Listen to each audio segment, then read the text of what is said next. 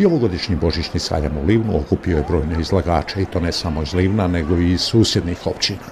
Štandovi su obilovali mnoštvom različitih proizvoda, u prvom redu zanimljivih rukotvorina i gastronomskih delicija.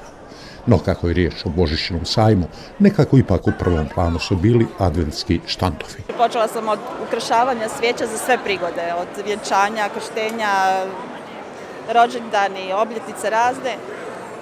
Onda to mi je bilo malo već dosadno, onda sam krenula gravirati. Ovaj štand je napravljen za humanitarnu akciju.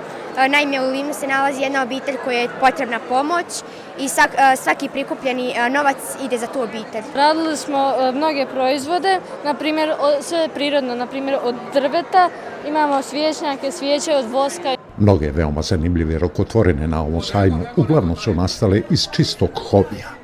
Pored ovih ozbiljnijih stvari kojima se već 15 godina bavim u skulpturi, u punoj plastici, izložio sam i jednostavnije stvari iz razloga ako nekoga mogu potaći, puno je razvojačeni, puno je neuposleni, da eventualno negdje probaju naći sebe.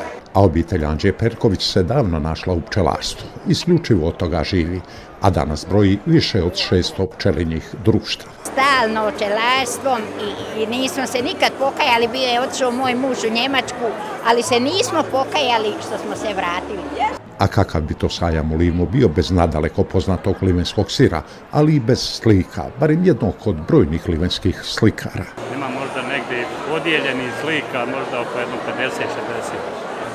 Ima je do Kanade, do ovih naših gradovi, Sarajevo, Banja Luka. Svojim štandom i članice udruženja Livenskog Medžlisa Islamske zajednice su obogatile božićni sajam.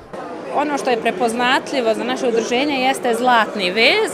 A za Igorovu biljnu apoteku to su čajevi, zgodni kaže i za razbijanje blagdanskog mamuruka. U njemu se razlikuje sve, znači nalaze sve ljekovite biljke koje ponovno vrate, nas osvježe i vrate snagu. Sajam kao sajam, rekli bismo, a to znači da on nije bio samo oku, već i nekim drugim osjetilima ugodan.